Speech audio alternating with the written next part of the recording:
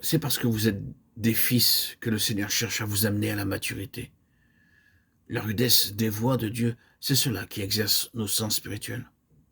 Un jour, Dieu vous enlève à votre travail et vous livre malgré vous à l'inaction. Crise terrible.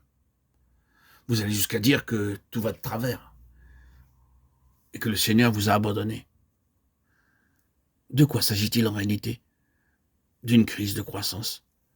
Ne s'est-il pas avéré après coup qu'il s'agissait bien d'une crise de croissance? Et à la longue, vous avez découvert qu'après tout, les choses n'étaient pas allées si mal que vous l'aviez cru tout d'abord, et qu'au contraire, du point de vue spirituel, c'était précisément ce chemin-là qu'elle devait prendre. Alors que jusque-là, votre vie était toute absorbée par des choses extérieures, vous avez appris par cette épreuve que le Seigneur est vraiment une personne, et maintenant, vous le connaissez. Dans la prison de votre inaction, il s'est révélé à vous intérieurement. Et l'état spirituel auquel vous êtes maintenant parvenu est une telle force pour vous que vous dominez sans peine les situations dont le contrôle naguère vous échappait. Dieu a accepté pour un temps de n'être pas compris, mais pendant tout ce temps-là, il travaille à développer vos ressources spirituelles et vous ouvre le chemin de la vraie fécondité.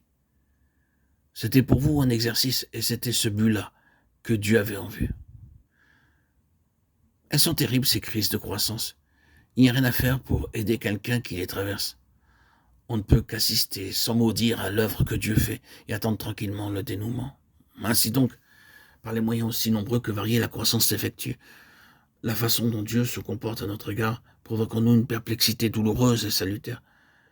C'est ce que nos versions appellent le châtiment du Seigneur. Ce mot châtiment est une expression bien faible.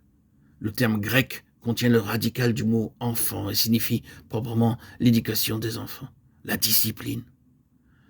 Vous avez la même pensée dans le mot disciple. Un disciple est un homme qui entre en relation régulière avec quelqu'un en vue d'apprendre quelque chose. Le Seigneur choisit ses disciples pour les avoir avec lui, dans le but de leur enseigner quelque chose. Or, la discipline est inséparable de l'étude. Que de choses n'apprenons-nous pas par la souffrance? Le Seigneur Jésus lui-même, dans ce sens-là, a atteint son complet développement par le même chemin. C'est par les souffrances qu'il est parvenu à la perfection.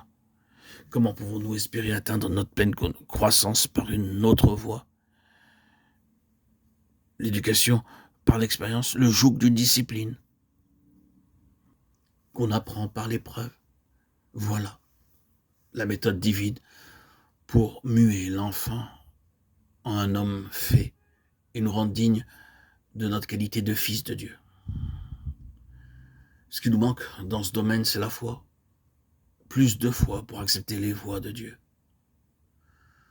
La douleur nous étreint, l'angoisse parfois. Qu'est-ce que Dieu fait? Et quelle est la raison pour laquelle les épreuves se succèdent de si près sans nous laisser aucun répit? Ne serait-ce pas que le Seigneur cherche à presser notre croissance pour que nous parvenions sans plus tarder à cette maturité spirituelle qui nous permettra enfin d'apprendre quelque chose?